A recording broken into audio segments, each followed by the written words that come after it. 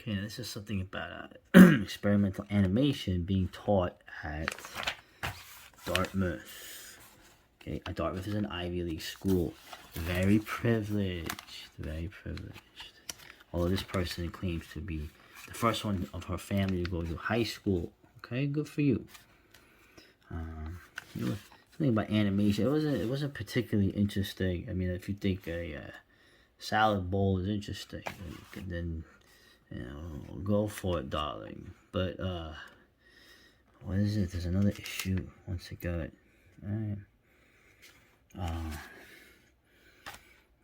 Yeah, as we think about what it means to throw teaching buzz terms around, like student-centered classroom or democratized education, I think a lot about the lineage of author, from priest to expert to genius to pedagogue to orator to professor, and this kind of stifling seriousness and authority that is contained within terms like these, which are undoubtedly rooted in patriarchy or white supremacy. Yes, the civilization is based on those very things that you want to undermine. The civilization that has allowed you these things. Okay, and that's the old Palia argument. Of course, I'm looking at it from a different perspective. I keep saying the old gods will return. The gods of barbarism. Okay, and will hopefully correct this, which of course is going to mean world like we none of us have ever really known. Okay, our ancestors did, but and it's going to be very painful. It's either that, or we're gonna be a whole planet of like RuPauls in a pod. Okay. Yeah. Oh man. Infinite possibilities.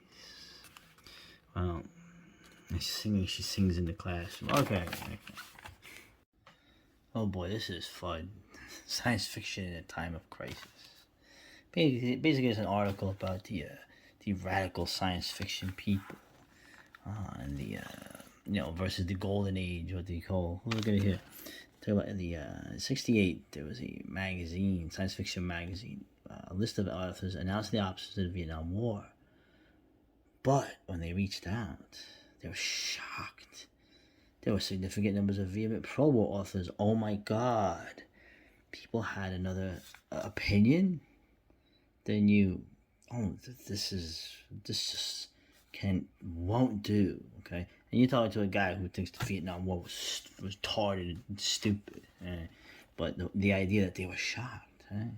You had the people, against it. We opposed participation, but then you had other people here who believe the United States must remain in Vietnam and fulfill its responsibilities. Okay, now obviously, it's interesting. Obviously, these are the villains, right? Golden age, generational split, right? Ray Bradbury, Gene Roddenberry, Isaac Asimov were against it. Yeah, okay, yeah.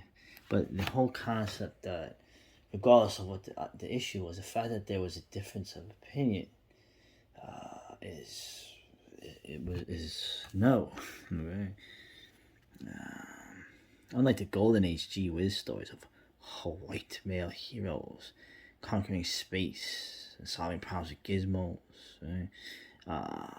Theirs was infused with pansexuality, counterculture, communal lifestyles, hallucinogens, and radical politics. Now you can say, well, the old gee whiz stuff was kind of off the mark, but these people, this stuff here, well, this has helped make the world you have today. Okay, so if anything, they're probably not giving these people enough credit. Yeah, and apparently this novel I've never heard of, Parable of the Sower, has been regarded as a 20th century speculative classic on par with Orwell's 84. 1984, okay, and The Handmaid's Tale, okay, right. A prescience, a startling prescience, because you have a fascist leader pledges to make America great again. Why you insult Mussolini like that? Hey, come on. I have a short article. There's a book here, right? Dangerous Visions. Now, Yeah, Boy and His Dog is a great story, but very, very problematic. Okay? The thing I'll just leave with this article is this this guy is a fucking asshole. Michael Moorcock. Yo, fuck him. Yeah. Okay, because listen to this arrogant prick. Okay. Moorcock was clear about what he didn't want. His 77 essay Starship Stormtroopers identified the crypto-fascists. There's Lovecraft, the misogynic racist. There's Heinlein, the authoritarian militarist. There's Ayn Rand, the rabid opponent of trade unions and the left, who, like many a reactionary before, sees the problems of the world as a failure by capitalists to assume responsibilities of good leadership. There's Tolkien and that group of men. Man, who the fuck are you, bro? Seriously, you're going after the people that are much better than you, to be frank. And yes, Ayn Rand was a great writer, very great writer. Regardless of whatever I think of her philosophies, she wrote stuff that was very visual because she was a screenwriter as well, right? Amongst other things. A group of middle-class Christian fantasists. To all these are more the working classes of mindless beasts. She must be controlled or will savage the world. My man, don't even try to front like working class. So please, Jesus Christ. As if the working class is a romanticized thing either. It's like, come on already. The Golden Age didn't have a function. It wasn't attacking much. Said very recently, right? Yeah, something was more political. Really, of course you were. Okay. We thought we were all going to die. Well, you didn't die. You wonderful people with many of these books. Damnation Alley I've heard of. Okay. Rosemary's Baby by. But most of these I've never heard of. Most of these are not that good. Okay, they are not remembered as well. These people are remembered rather well. Heinlein, Lovecraft, Rand, Tolkien. Interesting. You're a bit jealous, Mr. Moorcock. Yeah.